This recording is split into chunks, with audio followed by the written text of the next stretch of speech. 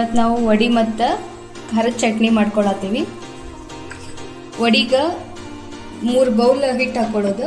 ಹಿಟ್ಟು ಅಂದ್ರೆ ಪುಟಾಣಿ, ಜೋಳ, ಅಕ್ಕಿ, ಗೋಧಿ, ಕಡ್ಲಿ ಎಲ್ಲ ಮಿಕ್ಸ್ ಮಾಡಿ ಗಿರ್ನಿಗೂ ಹಾಕಿಸ್ಕೊಂಡು ಬಂದು ಹಿಟ್ಟು ತೊಗೊಂಡು ಬಂದಿದ್ದೈತಿ.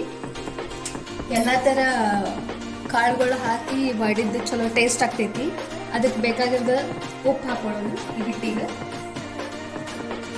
1 ಸ್ಪೂನ್ ಉಪ್ಪು, ಆಮೇಲೆ ಮಿಕ್ಸಿ ಮಾಡ್ಕೊಳಕ್ಕೆ 1 ಸ್ಪೂನ್ ಜೀರಿಗೆ, ಅಲ್ಲ, ಬೆಳ್ಳುಳ್ಳಿ, 3 ರಿಂದ 4 ಮೆಣಸಿನ್ಕಾಯಿ, ಕೊತ್ತಂಬರಿ,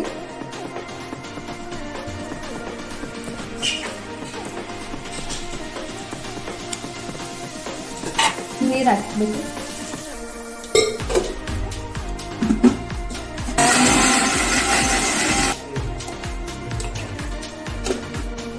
ಮಿಕ್ಸಿ ಆಗೈತಿ.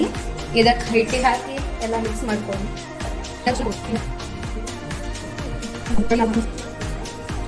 ನೀರು ಎಷ್ಟು ಬೇಕು ಸ್ವಲ್ಪ ಹಾಕೊಂಡು ಹಾಕ್ಕೊಡ್ರಿ.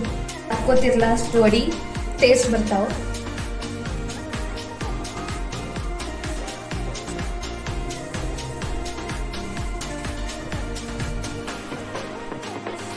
ಈ ಥರ ನಾದ್ಕೋಬೇಕು. ಹಬ್ಬ ಅದು ಇದ್ದಾಗೆಲ್ಲ ನೈಟ್ ಹಿಟ್ಟು ಹಿಂಗೆಲ್ಲ ನಾದ್ಕೊಂಡು ಇಟ್ಕೊಂಡು ಬೆಳಿಗ್ಗೆ ವಡಿ ಮಾಡಿದ್ರೆ ಇನ್ನೂ ಟೇಸ್ಟ್ ಕೊಟ್ಟು. ನಾದಿಟ್ಟು 10 ನಿಮಿಷ ಆಯ್ತು. ಇವಾಗ ಉಳ್ಳಿ ಮಾಡ್ಕೊಳ್ಳೋಣ. ಇಷ್ಟಿಷ್ಟು ತಗೊಂಡು ಉಳ್ಳಿ ಮಾಡ್ಕೋಬೋದು. ಇದಕ್ಕಿಂತ ದೊಡ್ಡ ಬೇಕಂದ್ರೆ ದೊಡ್ಡ ಮಾಡ್ಕೋಬೋದು.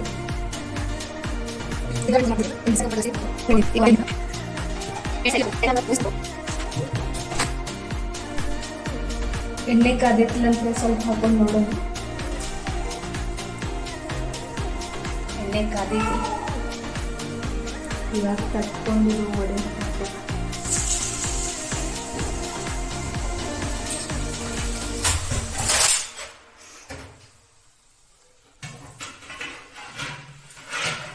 ಈ ಥರ ಉಬ್ಬಿದ್ರೆ ಮಸ್ತ್ ಹಾಕವ್ ತಿನ್ನಾಕ.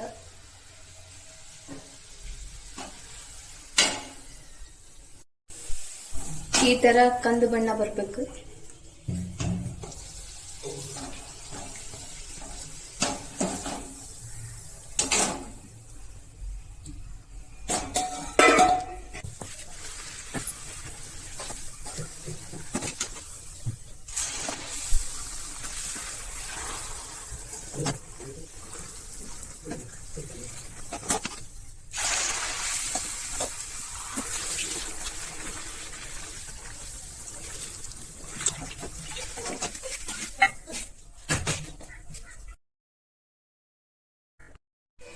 ಹತ್ತರಿಂದ 12 ಮೆಣಸಿನ್ಕಾಯಿ, 1 ಬೆಳ್ಳುಳ್ಳಿ, 1 ಸ್ಪೂನ್ ಜೀರಿಗೆ, 1 ಸ್ಪೂನ್ ಉಪ್ಪು, ಸ್ವಲ್ಪ ಅಲ್ಲ, ಕರಿಬೇವು, ಕೊತ್ತಂಬರಿ ಸ್ವಲ್ಪ.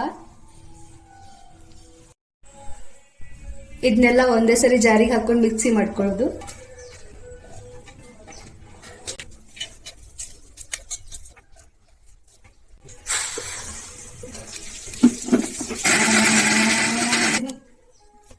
ಇನ್ನು ಸಣ್ಣ ಮಾಡ್ಕೊಳ್ಳೋಣ.